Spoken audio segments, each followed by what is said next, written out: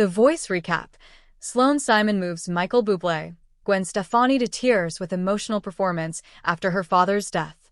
Michael Bublé's team took center stage on The Voice during an emotional final night of playoffs.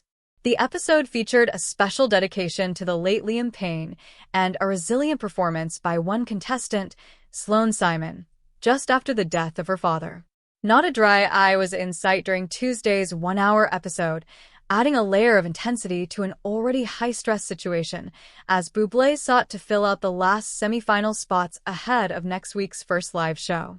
He enlisted the country's singer Carly Pearce to help him in the decision-making process. How Team Bublé matched up. Shai took the stage first, performing a cover of One Direction's Story of My Life. Her mature vocals appealed to Pearce, who told Shai that was what made her stand out from the pack. "You know within 3 notes who it is, and you have one of those voices." Her playoff performance showcased just that, with Snoop Dogg giving Shai a perfect 10. Her voice is stunning, it's unique. It is needed because in a world where so much is the same, we need Shai, Bublé declared. Following Shai's One Direction cover, The Voice detoured from its usual format. Instead of going straight into a commercial break, an on-screen tribute card read, "In memory of Liam Payne." Joaquin Phoenix was next. Performing Michael Jackson's Man in the Mirror, the 14-year-old singer earned a standing ovation for his crowd-pleasing rendition after he made the song his. A teary Reba McEntire said. "It was also the first time I've seen you unleash the beast," Stefani happily observed. The coaches couldn't help but notice the growth in Fortson since the blind auditions, and Bublé noted that his voice had gotten lower. At 14 years old, he already has a seasoned voice, a wonderful presence on stage. "There's no limit where he can go," Bublé said. From the time Sloane Simon started competing on the show, her dad had been battling metastatic melanoma. The latest episode revealed that he died the Sunday before her playoff performance. She was covering Good Luck, Babe by Chappell Roan, and it was difficult not to feel the raw emotions flowing through her performance. "I know how brave you are.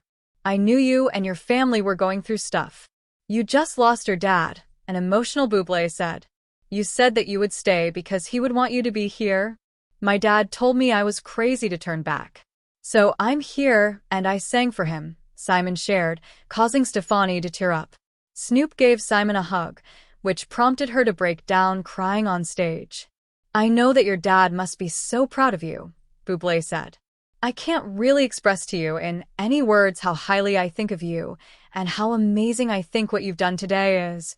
Cameron Wright sang Exhale, Shoop Shoop by Whitney Houston, showcasing his smooth R&B vocals and impressive long notes. Stefani was impressed by Wright's ability to control every second of that song. Bublé, meanwhile, called his performance elite. "There was such a sense of self-control and understatement that I can't tell you how much I appreciate as an artist," he said. One of Bublé's personal favorites, Sofronio Vasquez, took the stage last and performed a Roy Orbison classic, Crying. Before he was assigned the song by Bublé, Vasquez had never heard it, which made his version all the more impressive. "It felt like I was watching the end of some big $100 million movie that had a hell of a soundtrack," Snoop quipped.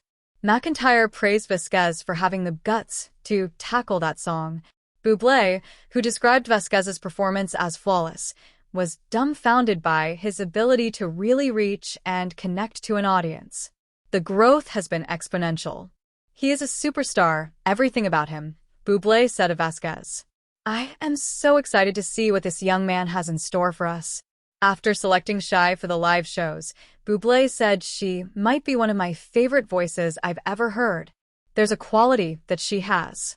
It reminds me of my favorite singers, from Adele to Ella Fitzgerald to Sarah Vaughan. It's this wonderful richness and depth," he continued. "If you have what Shai has at 17, it means you're one in a million." The live shows begin.